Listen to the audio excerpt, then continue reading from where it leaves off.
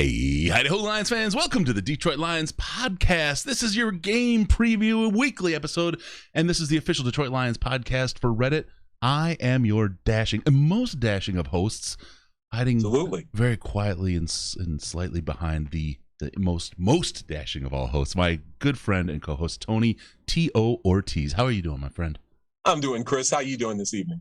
Doing well. It's been a tough week for Lions fans. I think we got a little bit after watching the Packers that first week and our little comeback in the first week, you got maybe a little more inflated than we needed to. Yeah, I think so. And you know what didn't help? The way they played in the first half against the Packers on Monday night. It gave Lions fans a little bit of false hope, and it's like, you woke up a sleeping giant. Or to use the phrase of Dan Campbell, you kind of kicked the hornet's nest, and the next thing you know, the Hornets came out and stung you in the second half. So, again, not unexpected. We both thought that the Packers were going to win that game. Yeah. But, you know, it's 2009 all over again, Chris. And by that I mean, when Jim Schwartz came in after 2008, there were some good pieces here. He had some pieces to play with, but for the most part, you realized that this was going to be a rebuilding job. And I think what Dan Campbell has walked into is similar to what Jim Schwartz walked into. He knows it's a rebuilding job. They've got some good pieces, but they're going to be some big-name players like a Jamie Collins who are eventually going to go. Ooh, we're going to talk about and that. they're going to try to build around the good pieces who want to be here. Yes, absolutely. All right, got a big show today. We have the Lions-Ravens preview. We've got the injury report. We've got a couple of predictions, Vegas odds. We're going to give away some tickets to the Lions-Ravens game. Wait until when you hear us later, not this time, when you hear us mention Joey Harrington, that's the time to call in. You're going to get a trivia question, and whoever gets that right gets themselves a great pair of seats. Section 111 for the Lions-Ravens game. Good stuff to go. Ready to line it up? Tony, you ready to go, my man? Let's do it. Let's kick this off and break it down.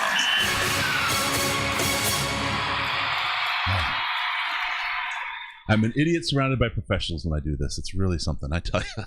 I don't know how to even do it anymore. All right, really quick, want to mention the auction winners. We had an auction for Fisher House. We had 3 pairs of Lions Ravens tickets that we put up for auction to raise some money for Fisher House, Michigan. Again, trying to raise enough money to build that VA in Detroit. We got $163 raised for those sets of tickets off the auction, and I'm going to double it. Yay! We're gonna get a little extra money in there for Fisher House again. Again, if you'd like to give direct, you can go to givebutter.com/FHM/DLP and help them out. All right. We get to the end of the month. Also, $4 from every T-shirt sold on Detroit Lions podcast will go. A $4 donation will go straight to Fisher House as well. We've got that coming on. I think we've got to be close to $5,000 now raised so far. So good stuff. Good stuff to all you folks out there, and thank you for what you do. All right. Thank you, Paul, for the super chat. We love you. Thank you for that. That's awesome. It's really nice when they just send like a super chat and they don't make us say anything, because some of the stuff they make us say is crazy. All right. Lions and Ravens. That game, you were so right about the false hope. After the first half, my heart took over. My brain shut off. And I was like, on one, like this little corner of my heart knew, you're always ready to be heard as a Lions fan. But I was like, okay, well, we scored, we held up, we kept up with them, right? Our defense couldn't stop anything, but gosh, this offense looks strong. Jared Goff, that beautiful pass to TJ Hawkinson. I was like, oh my gosh, Goff just may be it. And I'm not off on Goff just yet. Second half was a little tough. It's not the best kind of game for him to play, but he's shown he has some talent. If we can put some pieces around him, he just might be a quarterback that can carry the team for a while. There's a lot worse quarterbacks than Jared Goff that have won Super Bowls. I'll put it that way. Yeah, that's definitely true. And look, again, it's a building job. It's a rebuilding job, and it's going to take a little while. So this is going to be a lost year. I don't, even if as bad as the NFC North seems to be right now, this is going to be a rebuilding year for the Lions. There are just too many holes that need to be filled on this roster. You look at the linebackers in the secondary just to start off with, and those are 2 areas of the roster where there's no depth, and you're seeing the problems crop up with just 1 or 2 injuries, or in this case, in the case of the linebackers, 1 or 2 players not getting the chance to play anymore. And it's just pointing out what we all knew, which is that this is going to take a while. This is not a quick fix. This is going to be a while before the Lions are able to turn it around. Yeah. There's some talk about, so the second half was tough, especially defensively. If you can't stop the ball, Jared, doesn't matter if it's Jared Goff or Matthew Stafford or whoever else, they're not going to carry the team. Right. One of the big losers out of this game on the defense was, a lot of people were talking poorly about Mr. Anzalone, but the real loser is Jamie Collins coming out of that game. We watched a lot of film. The Slack was alight with little gifs of where Anzalone would come across the field, outrun Jamie Collins, who's just lazy on a block, and make a tackle, where if Collins had even just made his block a little better, that it would have been a tackle for a loss. Really, really, really tough to see. He's out. We'll talk about who's in and out this week and that sort of thing, but frankly, it looks like Jamie Collins was out before the second half of last week's game. Yeah, and look, Jamie Collins is a guy who at this stage of his career does not want to be a part of a rebuilding effort, and I don't blame him. If you're at his age, now you're starting to think, I want to win a Super Bowl, I want to be in the playoffs, I want to have a chance to play with a team that might have a chance to win a Super Bowl, might have a chance to make a run in the playoffs, and obviously he's not seeing it here in Detroit. So we'll see what happens with Jamie Collins. I don't know how much they're going to be able to get in a trade for him, Chris, maybe a late draft pick, a 6th or a 7th round draft pick, but some team somewhere is going to need help along in the linebacking core, even along the defensive line, and Jamie Collins could be a fit. So I would say the more injuries that pile up in the NFL, the better the chances are that the Lions will be able to deal Jamie Collins at some point. Yeah, my front runners at this time are the Cowboys with the injuries that they've had. I think that they're right at the front of the line. If they just need somebody to tie him over, he could be their guy. Now, 12 games into the season, if they're not looking good, he's probably not the guy anymore, and he's maybe not the guy you want to have there. But looking at Hard Knocks, Jerry, sorry, I didn't mean to jump in on you. Jerry was pretty focused on winning the big one this year. I don't know that he's a little delusional sometimes. So, Oof, that Cowboys defense, it's getting better, but first things first, win the division. Yeah, that division is, based on the way the Eagles are playing, which is not bad, not great, but not bad. Based on the way Washington is playing, again, not great, not bad, with Taylor Heineke there. Yeah. I don't know if Dallas is going – I think Dallas will win the division, but am I looking at them as better than Tampa Bay? Am I looking at them as better than Green Bay or any of the teams in the NFC West? No, not even close. Mm-mm. If being crazy is what it takes to be as rich as Jerry Jones, I'm as nutty as a loon. I'd love to be. Let me put it that way. I'm not. I want to be. Hey, Chris, let me give you one dark horse possibility for Jamie Collins as well. Sure. Miami. Yes. Great call. Brian Flores is a former defensive coordinator, and I believe he was there when Collins was in New England. That might be an eventual landing spot for Jamie Collins. Have we heard anything about Tua there? What's gone on to him coming back? Any kind of look for replacements? Anything with? I haven't been able to tune into Miami news at all. So he is not playing at least this week. Yeah. So Jacoby Brissett is going to start for the Dolphins again. That's it. It's a huge blow for Miami, but also I think it's a wake-up call for those people who thought that the Dolphins were going to challenge for a playoff spot again this year ahead of maybe Buffalo and New England.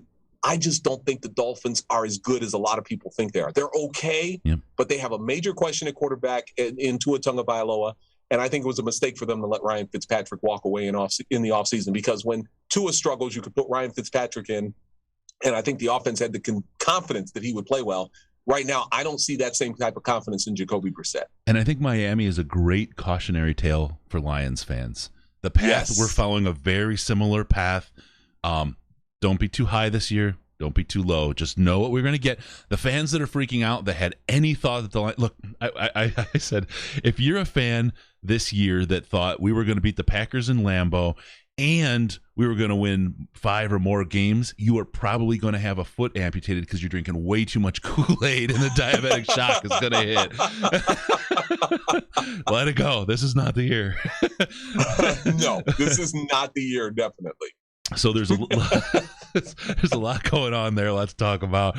So this Lions team has some work to go.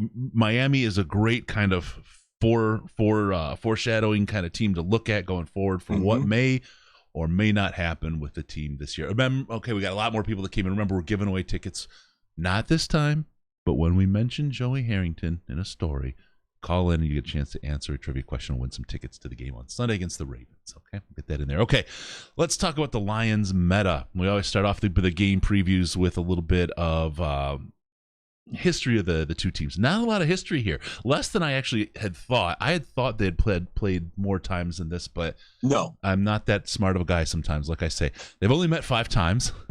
The Ravens lead the series. You would think it would be close, but it's 4-1. Straight up 4-1. They beat us. The last time we won was in 2005. It was a convincing win at 35-17. Someone may remember those numbers in reverse from last week.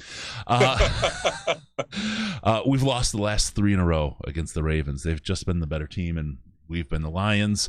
The first game we played against them wasn't even until 1998, and we lost that 19-10. When did they become a team? It was like 96-ish, something? Yep, 96. 96 was 96 or 97. I believe it was 96 when the Baltimore Ravens became the Baltimore Ravens. Got it. And let's see, the total points scored in the history of the series, 146 for the Ravens, and 84 for the Lions. They've had some convincing losses there. You know my story, Tony. I touched on it a little bit, but I want to see what kind of stories from your times in the sidelines, your times doing your Tony things. What do you remember the most about your time covering the Lions with the Ravens? First one that stands out to me is 2009, and that was a game. It was cold. It was rainy, Chris. And the Lions defense just did not show up in that game, and they were in Baltimore. And I remember Jim Schwartz calling a timeout and bringing his entire defense over. And I think it was midway through late in the first quarter, early in the second quarter. He called the entire defense over, and he just reamed them out. And I had never to that point ever seen a head coach pull his entire defense to ream them out during a timeout. That immediately stuck out to me when we were talking about that. The other game, 2013, it was a Monday night game. Ravens and Lions. And it was, I believe, Jim Caldwell's first year. 2013 was, I believe, his first year. The Ravens did not score a touchdown in that Monday Night Football game. I remember that. Justin Tucker hit 6 field goals, including the game winner, and the Ravens beat the Lions 18-16. The only thing I remember out of that was how disappointed everybody was, or just about everybody was at Ford Field, because if you had told them that you were going to hold a team that eventually would make the playoffs to no touchdowns on Monday Night Football on your home field, you'd have thought you're coming away with a victory. But Justin Tucker was amazing in that game with his 6 field goals. Justin Tucker arguably might be the best modern day kicker in the NFL. And I know people will jump up and say Adam Vinatieri, but if you look at the numbers, Justin Tucker's numbers are pretty good. Yeah. Gosh, so many times I get the shakes, and that one was a heartbreaker. I remember that one very clearly. Now I had repressed the memory, but gosh, I remember that was an ugly win for them. But boy, did they pull that one out. Yeah. Oof. All right. So we'll cover my story in a little bit. Lions, Ravens history. Not a lot. I remember there was. Which game was it? It was really chippy. Was that the game was that the Monday night game when they got many penalties, right? For personal fouls, and it was a chippy game, and dirtyish play kind of a thing, right? I'm trying to start to come back to me now. Oh God, ooh, those are good times. By the way, I made a mistake. I thought the Ravens made the playoffs that year. They didn't. They were 8-8. Really? Okay, there you go. Yep. There you go. They made the playoffs the next year, so they were ahead of. I was a little ahead of myself. It's an easy mistake to make. When it's not us, it's got to be someone else, right? That's true.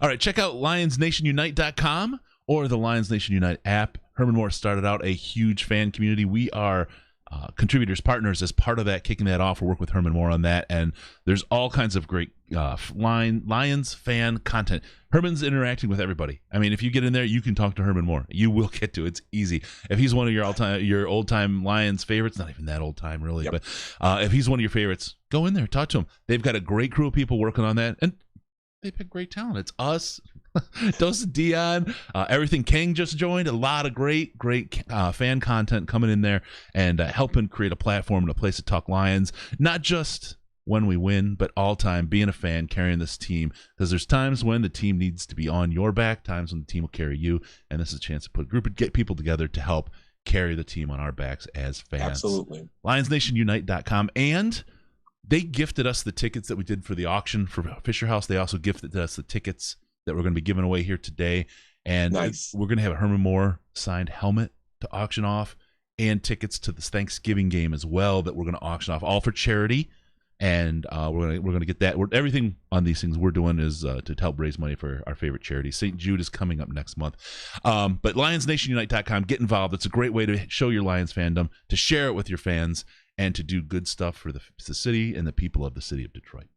Absolutely, thumbs up. And Chris, doesn't Herman Moore look like he could step on a field tomorrow and play again? Dude, his arms. It's amazing. I'm a big guy, but I'm built more like linebackery or offensive liney, somewhere in there, right? Big broad shoulders and big, his arms are friggin' ripped. I've been working out for months and I've just got like big like logs or whatever. His arms are ripped. I'm like, how do you do that, man? He's just looking so good. It's amazing. I saw him in Lomas Brown a couple of months ago and I'm like, I looked at Herman and I thought, oh my God, he could put on a uniform tomorrow and go out there and actually catch about a dozen passes. It was amazing. It's like the guy doesn't age. Somewhere in his attic, there is a picture of Herman Moore that is aging. And Herman Moore continues to stay young. If you know the reference, thank you. I was just going to say, especially with this wide receiver core, he could definitely go out and catch some passes. Wow. That was mean. I apologize. All right. We'll get into this super chat from Floundericious. Thank you, Floundericious. It only feels like we played the Ravens so much because of how long that game was with Justin Tucker when he killed us with those 6 field goals. You got it, Flounder. Oh, man, Flounder's awesome. All right, let's get into the Diamond CBD injury report. Diamond CBD, that's where you need to go to get all your pain, anxiety, and insomnia relief. Remember, there's the regular CBD that's good for you, good to go, and gives you all those reliefs and all those areas of relief. And it won't mess up your drug tests. The other stuff, the Delta 8, the Delta 10, will do all the same things, but it's going to get you high. But along with the high, gives you trouble in the drug test. So keep this stuff straight, depending on your life, what you have to do, what you need to look out for and take care of. But either way, you can use them recreationally or for the kind of relief you're looking for. cbd.detroitlionspodcast.com. Get the help that you need for your head. All right, let's get into this. Okay. Detroit Lions, the big one. It was really, I think it probably was said after the game, but it wasn't until Tuesday. I got a quote from Dan Campbell from the presser on Tuesday. His comments on Jamie Collins. You've had enough of that shit. So he is going to be out. I love that drop. It's the best one. He will be out. He is not playing. Did not practice all week. Not injury related. Out for the game. The only Lion we have as out right now. Yeah, that's interesting because you kind of have a feeling that they're pushing him aside at this point to give Derek Barnes a chance to play some more. And also, you don't want to take the chance that he gets injured at some point during the game and then his trade value drops to zero. So I think this is the first of many DNP CDs for Jamie Collins. Yeah, absolutely. They just got to find a way to get rid of him. I just hope we don't have to pay to get rid of him, and I hope we don't have to give picks away to get rid of him. But I think we'll be able to kick, like you said, the lottery pick, kind of draft pick, kind of later round. We can probably pull out for him. You got Michael Brockers, Trey Flowers, Julian Okwara, Romeo Okwara, Khalif Raymond, DeAndre Swift, and Kevin Strong that are all questionable. Only one of those that didn't practice was Trey Flowers on Friday. Everyone else was limited. Could be a big role against the Ravens for Jamal Williams. And when we get into the matchups, we'll talk a little bit about that. But I could see Jamal Williams playing a lot more than DeAndre Swift, at least this week, because of the injuries. And let's be honest, I think Jamal Williams has been one of the few bright spots for the Lions so far this year. Yeah, absolutely. And not just personality-wise. Because he's great. Personality-wise, he's a 20. Believe me. On a scale of 1 to 10, Jamal Williams is right there. Yeah. He's great. He's awesome. All right, the Ravens injury list, man. This is a casualty list from a major battle here. We've got we'll go with out first. Ronnie Stanley, tackle, out with an ankle. We got Derek Wolfie. He's out, defensive end. So that's looking ugly for them. Then for the questionable phase, we've got Deshaun Elliott. A safety is questionable. Full practice on Friday, though, but concussion for protocol there. You've got Tavon Young, quarterback with a knee, full practice. Marquise Brown, limited practice, questionable. Jimmy Smith, limited practice, questionable. And Lamar Jackson didn't practice on Thursday, full practice on Friday. Questionable. God. Yeah, there was no way he was going to miss this game. I don't care if it was stomach issues or the hip or the stupid thing he did at the end of the Kansas City game, but he was not going to miss this game against the Lions. Not with, and again, we'll get into this in the matchups, but not with what's ahead for the Baltimore Ravens. He wasn't going to miss this game. Sorry. No. If there was a game to miss, though, this would be it, yeah. right? And if he was like a limited or whatever on Friday, and I'm the Ravens, I'm like, I'm not super afraid of the Lions. I'll suit him up and sit him for the first half, see how we fare. We can always put him in later, but let's let him heal. Why not? I think Lamar Jackson's the type of guy who wants to be in there if he has the opportunity to be in there. So he's going to play against the Lions.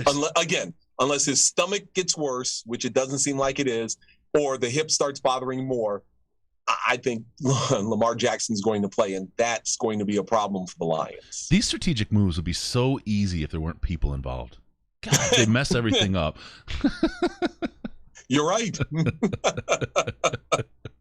All right, I got a story for you. I want to throw on the Wayback Machine. We were talking about the the Tucker kicks. This one is one I remember, and this is my Ravens memory way back when. Let me see. I don't want to wreck this. Gosh, I just think I can't say this. Okay, I'm just gonna say Joey Harrington. Let's just do that. Let's get that going. When you call in for your tickets, I was actually going to tell the story that was the trivia question, and that was stupid. What was I thinking, Tony? How did I get so dumb in a day? I mean, the story was great. You told it to me before we went on the air. It was great. Yeah. So. I'll tell the story again. We'll take calls right now. Call for those to win those Ravens tickets. It's on the screen there. 248-782-8384. 248-782-8384. You'll get a chance to win tickets to see the Ravens. Just give us a ring on the Lions line right there. All right, as we go forward and wait for those folks to get their fingers a dialing, looking for help with a graphic logo for our third annual Detroit Lions podcast Christmas for the Kids St. Jude fundraiser. Also, we're looking for some people who want to take part. We have a couple people that are willing to take pies in the face at certain levels of money raised. Oh yeah, we did it. If you remember last year, my son pied me in the face when we reached $10,000. That was a pretty fun one. But Riz and I, we're going to do the beans. The beans will be back. Those disgusting bean boozleds. I just for the record, Case actually lost his cookies 3 times off camera. I mean, he's kind enough to do it that way, but I didn't at all with all the beans that I did have. The sour milk one was the one that almost got me. It was horrible. That I found sour milk. It's yucky. It's for a good cause, but there'll be other hijinks. We got a couple things going on. You guys have seen the DLP Drinks studio, and we've got the other one going. We'll put some other things, some other incentives as we raise money along the way. But if you'd like to join in, we had one guy who got a Staff Daddy tattoo for reaching $20,000, and I remember. Yeah, it was great. So if you want to do something, join and help raise money for St. Jude. Little incentives along the way. Contact me, Chris at DetroitLionsPodcast.com. We will get that set up, and thank you, everyone. But get yourself ready. If you do graphics work, we're looking for a good logo, and I can only do so much, guys. I'm not I'm not a talent in this space. So please, if you got some good help in that, we're looking for like a 16:9 logo for that. All right. And Chris, you gave me one of the highlights of my career last year at the St. Jude Telethon. I didn't show you me. I wasn't naked ever. Yes, it was. It's your fault. But no, you brought me and Jim and Dan back together again. And that had to be, it was so much fun to just reminisce with those guys in the talk. And I still have a copy of that at home. So it was a blast. And again, that's just some of the things that you get when you take part in this telethon and raising money for St. Jude. It was a great cause, and just getting this all back together again was so much fun. It really was. I mean, as kind of an onlooker and just kind of watching it happen, these are guys, I don't want to say I grew up with you, but in my, adolescent and adult life, watching you guys and hearing you guys, have always been so much of my connection to the Lions, and were the voices that, just living in the city, when you couldn't watch a game, you'd be driving around town doing something, listening on the radio. I'd have to go visit my grandparents, put the Lions on the radio while we're driving, everything. You guys were always the voices that were with me, you know what I mean? And to have you all together in the show, it meant so much to me for you guys to get together. I absolutely loved that. I'll tell you, we're doing something a little bit similar. I can't give it away yet because we don't want folks to know, but we're doing it a little bit. I don't even want to say. We're doing something similar, and I don't want to downplay you guys, but I think folks will think this one's just a little bit bigger. This is a group of people that people are going to blow up. Okay. Back together again. It's we're not reuniting Kiss or anything like that, right? But close. Wow, I'm curious now. All right, let's get into it. Scouting the matchups. Let's take a look at this. Taylor Decker's still not back. Penei Sewell, absolutely not a liability playing left tackle at all. There's still a little bit of a controversy. Some folks out there saying leave him at left tackle instead of Taylor Decker. I think that's a royal kind of misconception that folks might have that might be a good idea, because it's not. But that offensive line has looked really good still with Taylor Decker out, and we were terrified that the depth there was going to be atrocious, but it still seems to be the strength of the team. How do we feel this line's going to hold up against the Baltimore Ravens? I think the line's going to hold up well, because I think the Ravens have some issues with COVID-19 and some of their defensive players that are out. But if you look at the Ravens, they really struggled to get pressure on Patrick Mahomes. And again, Patrick Mahomes, Jared Goff, we're talking about two different quarterbacks. But we're also talking about an offensive line in Kansas City that is not exactly the best. I think the Lions' offensive line is just a notch below Kansas City. But I still think the Lions are going to do well in keeping the pressure off the Ravens. Here's the one thing that concerns me about the Lions' offensive line, and you're talking about Penei Sewell and Taylor Decker. Penei Sewell, during the preseason, said that playing right tackle is a major adjustment since he was used to playing left tackle in college. Right. He gets the left tackle in the pros. He plays well, Chris. Now the question is, can you afford to move him back to right tackle, or would you try to move Taylor Decker to right tackle, knowing the struggles that Penei Sewell had at right tackle? And it's a good problem to have if you're the Lions, but I think ultimately Taylor Decker, once he's healthy, gets back to left tackle. Penei Sewell moves back to right tackle, and then you roll the dice and see what happens there. Yeah, that's really interesting. I think that Taylor Decker, especially for so many years in the league playing left tackle, and how good he is, you just don't move him. You now know that you can move Penei Sewell to the left and have great success. He becomes your backup left tackle.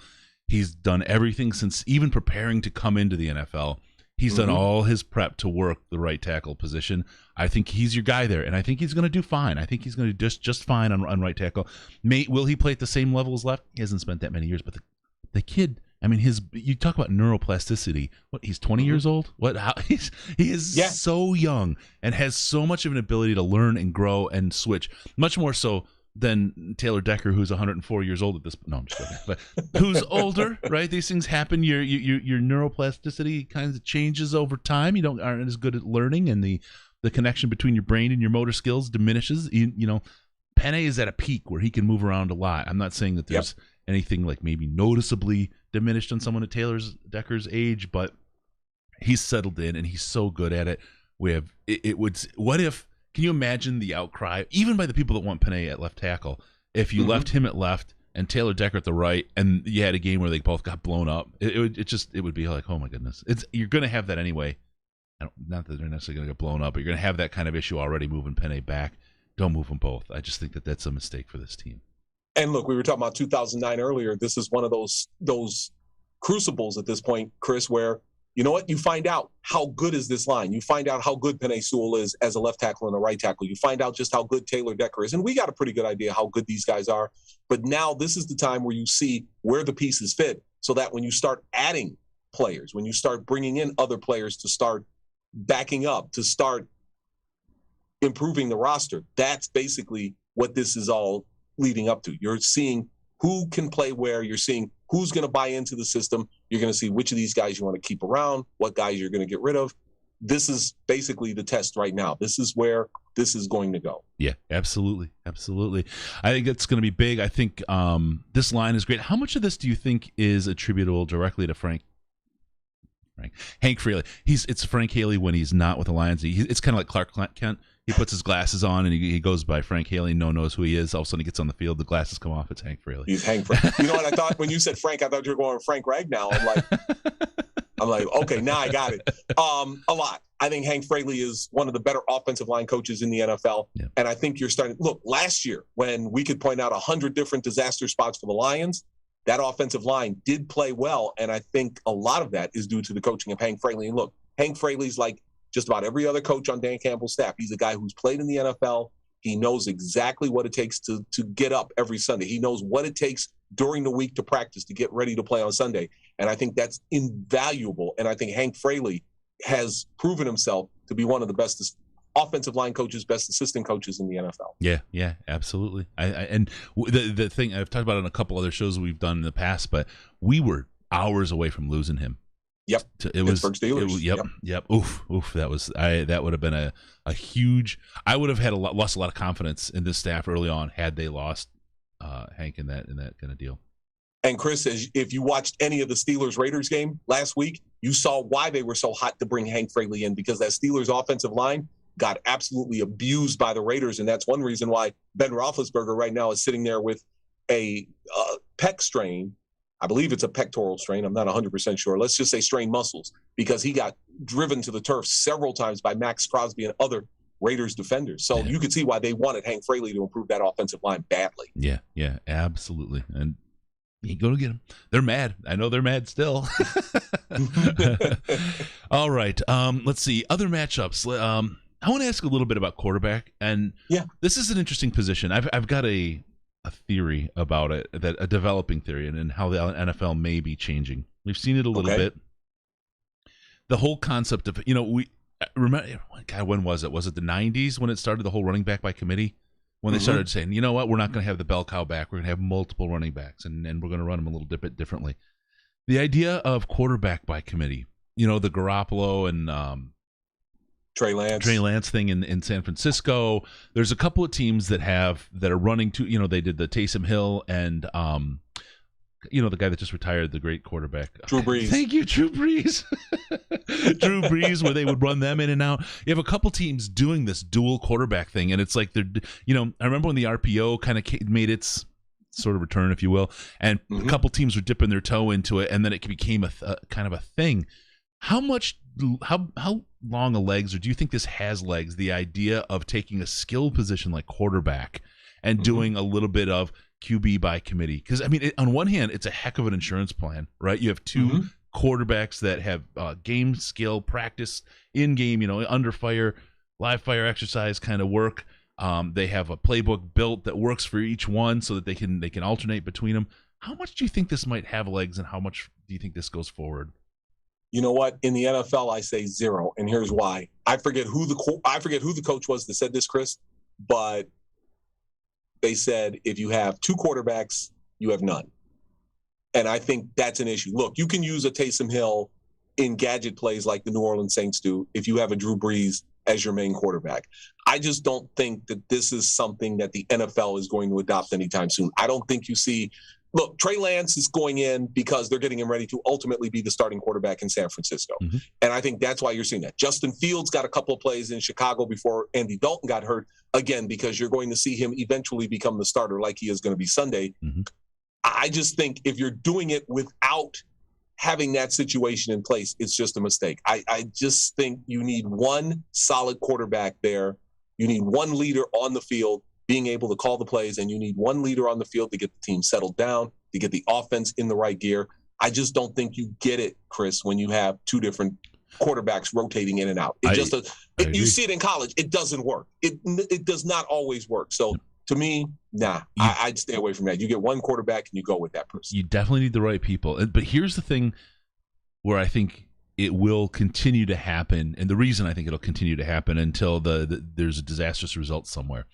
And it's the idea of what happened to the economics of running backs.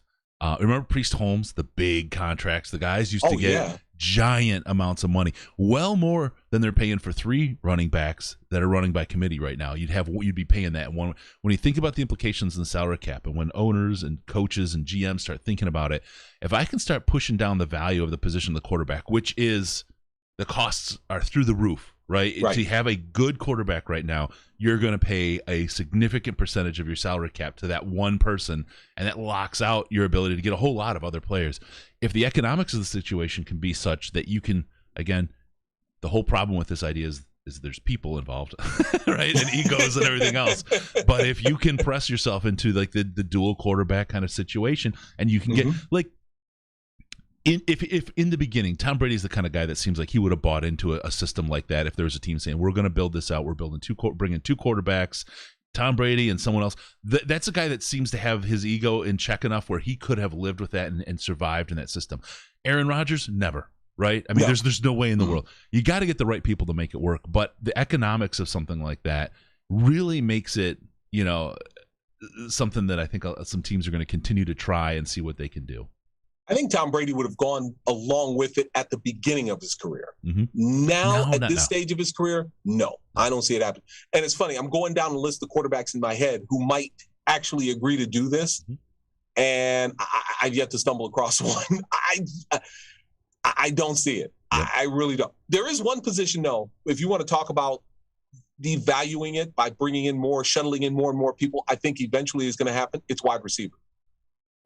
Interesting. Yeah. I don't think you're going to see teams with that number one Marvin Harrison, Calvin Johnson style wide receiver anymore like you've seen.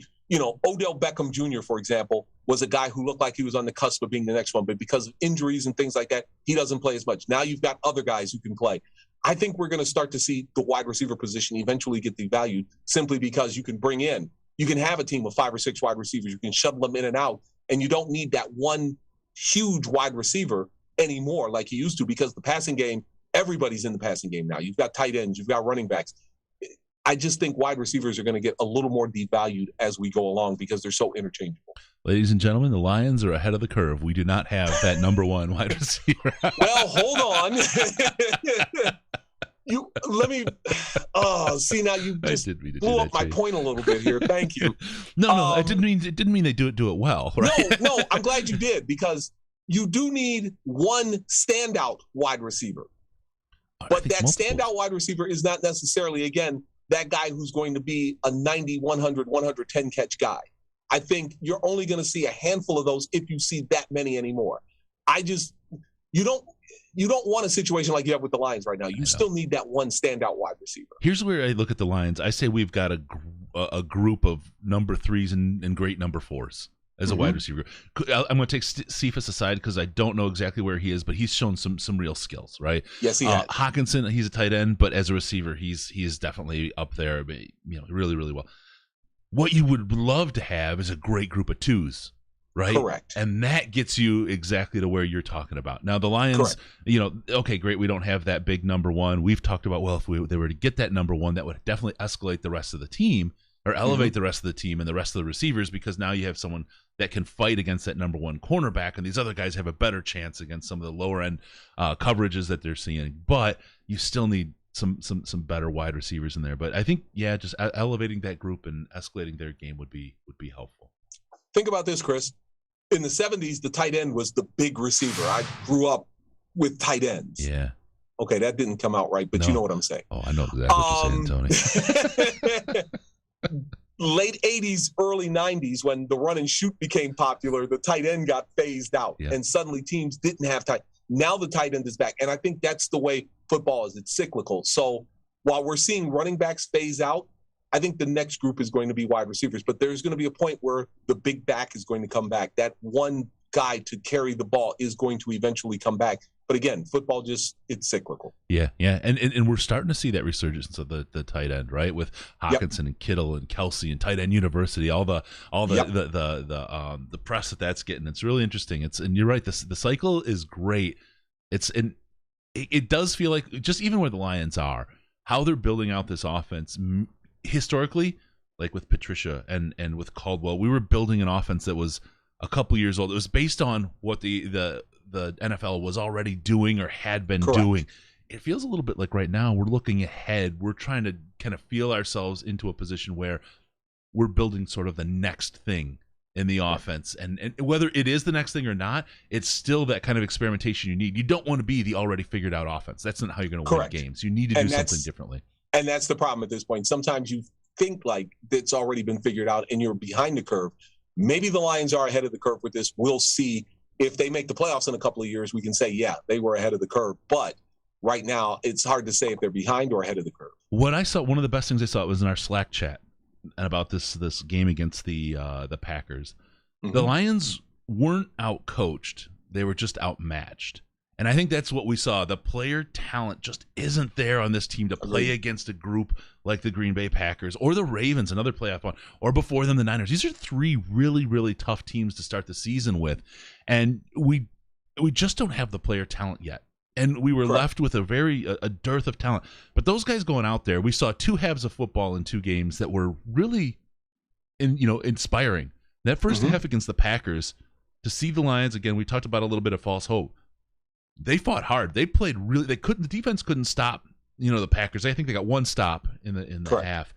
But the offense, I was like, very much becoming. And I really believe in Jared Goff. I think this guy's going to be a good quarterback and a good enough quarterback for us. That pass he dropped in on Hawkinson and a number of the passes he made and the way that offense ran was super efficient. Marched down the field, owned the clock. I mean, they did a really, really good job executing against a not bad defense in the Green Bay Packers in the first half. There's something there. There's something. I learned more about the Packers in that game than I did about the Lions, and I'll explain that shortly. But let me get back to Goff. I could be the dark cloud in the room and point out as good as Goff played in the first half of that game, he also committed a bad fumble, threw a bad interception in the second half. So which Goff is the real Jared Goff? Is it the guy we saw in the first half that was terrific or the guy who was making the mistakes in the second half? That's why I say with Goff, the jury is still out. With the Packers, I'm not convinced that defense is good. Yeah. And I think part of the problem is they changed defensive coordinators, and a familiar name to Lions fans, Joe Barry, is now the new defensive coordinator in Green Bay. The one thing they did not do in that Lions game, they didn't blitz. I saw very few blitzes. They did do some eventually in the second half, but they were content to sit back in a zone, Chris. And that's not, with the talent they have on that defense, that's not the right way that they're going to play. It's not the right way for them to play, period. Let me say it that way. Yeah. I like Joe Barry personally. I'm not sure he's the answer as the defensive coordinator for the Packers. Again, I learned more about Green Bay in that game than I did about Detroit. And the one thing that stands out to me about Green Bay is Aaron Rodgers and that offense is going to have to carry that defense and maybe have to carry it the entire year. And if that's the case, they're going to run into some serious issues. Well, and that you could say the exact same story for the Detroit Lions, right? You could, but it's just the bar isn't as high for who has to carry the team. is kind of where you're at with that. Yep. The bar is high. Well, it's not quite as high for the Lions as it is for the Packers for who has to carry the team. But I think it's the same situation. The offense is going to have to carry this defense. It looks like. And I don't know that they're going to do as good a job as Aaron Rodgers and his offense will. But no, those are all great points. The other part we want to talk about is the just briefly touch on the 0-16 DNA on that defensive coordinator. You can't get that stink out. I'm just telling you. Yeah, there were moments in that game on Monday night where you could see Aaron Rodgers, and they showed some shots while the defense was there, and you could just see a little bit of the frustration coming through on his face. And I'm not going to say it's going to come to a head yet, but that defense has got to play better. And so far, what I've seen in two games, Joe Barry does not have the answers yet for that defense. And yet, despite it all, the Packers may still be the best team in the NFC North. Yeah. I think that is absolutely the case based on what we've seen so far. All right, let's get into the odds brought to you by Amazon. Odds are you should be going to amazon.detroitlionspodcast.com to set yourself up with any of your purchases. Don't go see people. People aren't any fun. We're starting to look at holiday seasons and all that kind of stuff. Do you want to actually go out and see get touched by other human beings out in meat space? No. You go to amazon.detroitlionspodcast.com. Sorry, amazon.detroitlionspodcast.com, and there's none of the stink. None of the breathing, all the mask, there's no crazy people except you. It's just amazon.detroitlionspodcast.com, and you can get everything you need all year round. It's a great way to go. I haven't seen them all. They may not even exist anymore for all I know. I haven't been. It's always amazon.detroitlionspodcast.com. Get your everything.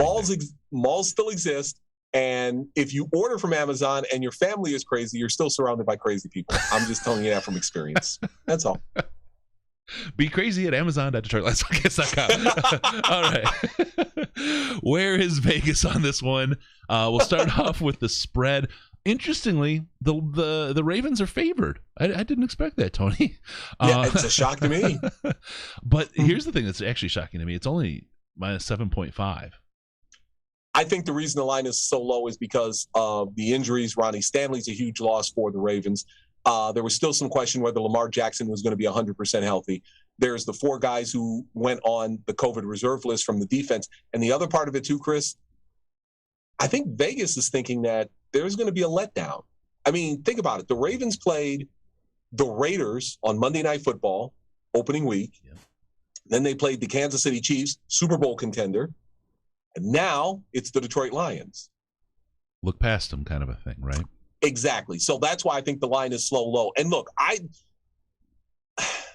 not going to give my prediction yet till we do the predictions, but there is a part of me that believes that if there is a game the Lions are going to pull off the upset, it's this one because all the factors are in place. Again, it's the Lions as opposed to the Kansas City Chiefs. People have been congratulating the Ravens all week on how great they played against the Kansas City Chiefs and how terrific that game was. Can they bring that same kind of effort? Can they bring that same kind of passion and energy and intensity that they did against Kansas City? Can they do that at Ford Field against a team like the Lions who aren't Super Bowl contenders? And I think that's a legitimate question that Vegas odds makers are considering. No, that's a good one. That's real. I missed a super chat from Paul. Speaking of quarterbacks, I believe Goff only had 1 incomplete pass in the first half. Yes, the game has 2 halves, but credit where it's due. Yeah, the first half looked great, but it was a tale of 2 Goffs, much like a tale of 2 Staffords. Stafford was renowned for that 2 completely different halves of play. Yep. Oh, God, it's frustrating as a fan. Why can't we just have a Tom Brady on our team? All right, let's go. Let's look at the money line. The money line fooled me last week, Tony, and my wife was in Michigan. Taking care of some stuff with Mom, and she made my money line bet because it was plus 500. I was like, oh my gosh, right? So, wow. Yeah. So I took Lions plus 500, and I lost. But I mean, $300 for 50, right? I didn't realize it until after she left. I had a three free $25 bets, and I was looking at the prop bets, and I'm like, Hawkinson for touchdown. Put my 25 on that. Absolutely. Exactly. That's a guarantee. Just about, and if I lose, I make 25 on the game, right? I'm good to go. Yep. Can't bet from Florida. Can't bet from Florida. Sorry. Just lost my 50. This is my life, Tony. This is my life in a nutshell. All right, money line for the Lions and Ravens. Lions plus 270, Ravens minus 350. I don't know that I would touch those. I'm not touching it at all. There's too many factors. Too many variables in this game for me to even go close to touching the money line. So, nope. Yep. I pass on the money line this week. Yeah, I do as well. The spread, I'm not comfortable with. I mean, I like what you're talking about is for the setup here. Maybe you take the points, but boy, okay. Over under. Where do you think the over under is this week, Tony? 44. 50.5. Really? Yes. I'm like, I thought, wow, that's really high. But then I think about the 2 defenses that are playing. Yeah. Or even, let's just put it this way, Lamar Jackson against the Lions defense, right? They can't stop the run, and you got a guy who's probably one of the better running backs in the league, plus he can throw a ball every now and then. And think about this, Chris. The Ravens have given up 30-plus points in both of their games. They gave up 30-plus to the Raiders. They gave up 30-plus to the Chiefs. Now, that being said, the Lions' offense is not as good as the Raiders or the Chiefs, but they do have some issues on defense themselves. So that's not a crazy over-under, but like the money line, I might stay away from that one. Yeah, I don't think I'm touching it. This is a tough one this week. I'd love to try to put something out there, but I'm just not. My advice, as somebody who very clearly lost last week, is stay away. So there you go. Stay away.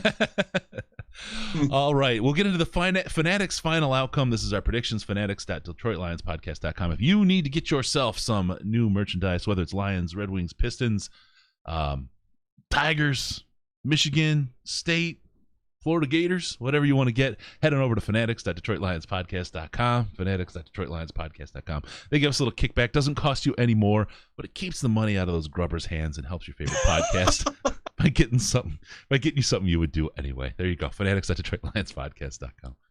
Okay, here we are into prediction land, Tony. What do you think? We got a big game here. Lions, Ravens, big for the Ravens, probably bigger for the Ravens than the Lions. Although if the Lions could pull a win out of this could be a game, season kind of backstop already to turn something around for them. And especially when you look at the next couple of weeks, which I believe are divisional games, the Bears and the Vikings, this could really start to turn the season around for the Lions. Although, as we get closer to those games, I can see some minefields with both of those. Yeah. I think the Ravens aren't going to play as well as they did against the Chiefs, especially in the Raiders. I think there is going to be a bit of a letdown. I think they won't score as many points, but I don't think they're going to have to, because I think the defense for the Ravens is going to play a little bit better than they have the last couple of weeks. 27-17 Baltimore, but I think the game is going to be a lot closer than that score looks. I just simply can see the Ravens just not being in the game like they were last week against the Chiefs. And I will say this much. I'll put a little caveat with this.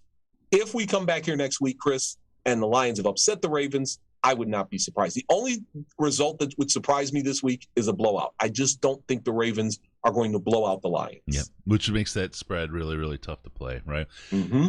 But unless you're going to put it on the Lions side, maybe if you think it's going to stay close and you think the Lions have a chance and you're going to have that letdown game from the Ravens, that might be the place to go. I don't disagree with you. I'm a 30-24 guy with the Ravens on top, but again, I have to put the asterisk there that says this could be the kind of game where you get the unexpected flip. There's the letdown, like you said. It's a little bit of a trap for the Ravens, who are a playoff team who've seen the Lions just get destroyed basically for two halves of two games, and the weaknesses are there, the injuries are there. They're looking at this and saying, okay, well, who are we playing the week after, and moving on. So with that, there we go. I do want to really quick tell my Joey Harrington story. Sure. The thing I remember the most about the Joey Harrington or the Detroit Lions and Baltimore Ravens series was a game with Joey Harrington when he wasn't even playing. Correct. And one of the biggest meatheads ever to hold an announcer's microphone. One of the biggest meatheads to ever hold an announcer's microphone stood on the sideline. His name was Tony Siragusa, and he's the one that revealed the whole Twinkle Toes or Twinkle Fingers Joey Harrington story about playing the piano. Yes. And essentially just made fun of Joey. And at the time it was like, hey, Joey wasn't a super popular. It was his last season in Detroit. I don't know if you guys haven't seen Joey Harrington's TED Talk. I would go watch it. Really, it's terrific. Yeah, it is absolutely fabulous, and you get a sense of who he is as a man. The pain he went through, the situation he went through in Detroit. I really have a spot in my heart for this guy, because boy, did he suffer and was just put in a terrible, almost an unwinnable situation. And his name forever rings with bad Lions play, and is kind of written in the books that way. But I don't think he deserves all the what he got.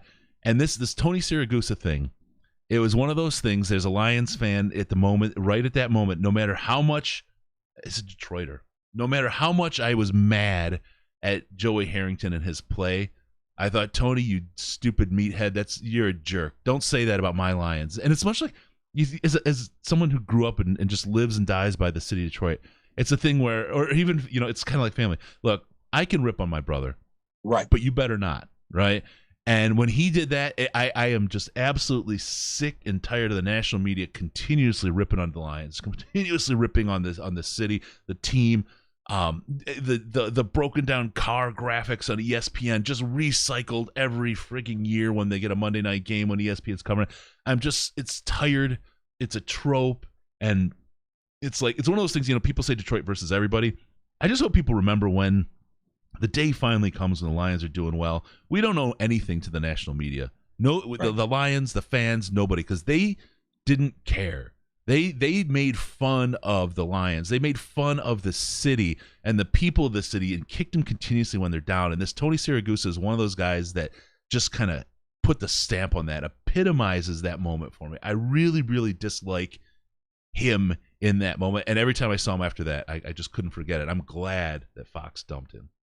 Hey, Chris, we saw that this year, just alone. Yeah. First of all, Dan Campbell's press conference when he talked about, biting kneecaps. People went nuts. They lost their minds nationally because it's like, this is the guy you hired. This is your head coach. You could have had Eric Bieniemy. Instead, you got this guy who wants to bite off kneecaps. And then I remember when he got made the grand marshal of one of the two Detroit Grand Prix races, and he shows up for the press conference with one of those IndyCar helmets, which was funny. That's because great. Everybody knew what was going on. He was just, but again, national media loses. Oh, Bill Belichick would have never done that.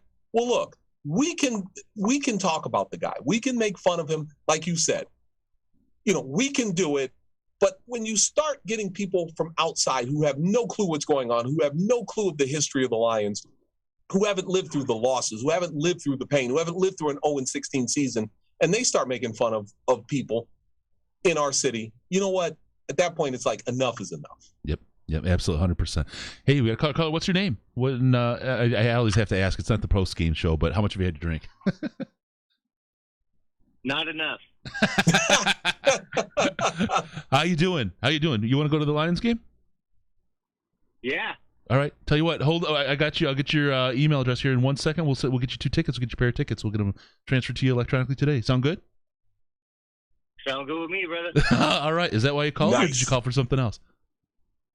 I called for that, and also to say you guys rock. Oh, thanks. I love this station or your podcast, man. Oh, thanks a lot. Thank you. I'm out here. Yep. Where you at? Oh, no, I'm just driving home from work right now. Oh, no doubt. Okay, let me tell you what. I'm going to put you on hold for 1 second, all right? And then we'll get with you. We just got to close out the show real quick. I'll get your information. We'll get you some tickets later tonight. All right, appreciate it. Yeah, no problem. There you go. It's that easy to go to the Ravens game. All right, we're going to put him on hold real quick. All right, we got him down.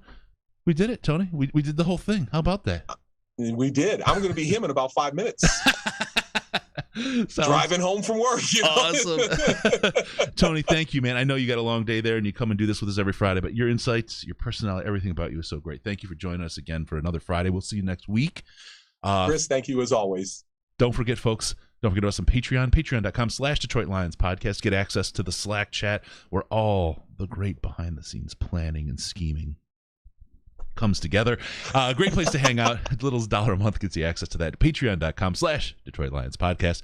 Also, follow us on Twitter at DET Lions Podcast, DET Lions Podcast. We're not wearing pants. I'm not sure if you go to at AJ Ortiz 3, you may or may not see a man with pants, but you'll see some great content. I'll tell you that. AJ Ortiz 3 on Twitter as well. Also, give us a call via Skype at Detroit Lions Podcast. All one word, Detroit Lions Podcast. Or call us on the Lions line at 929-33-LIONS, 929-335-4667. Leave us a message. We'll get you on the air. And be sure to go to DetroitLionsPodcast.com. Subscribe to the podcast so we can show up automatically in your ear holes. Because that's where you want us. I don't know if you want somewhere else. You can use that DM feature. Use that DM feature. Thanks you for tuning in. We'll see you next time on the Detroit Lions Podcast. Remember, no pants, no toasters, no hot tubs. No problems, baby, because we're your Detroit Lions and Reddit connection.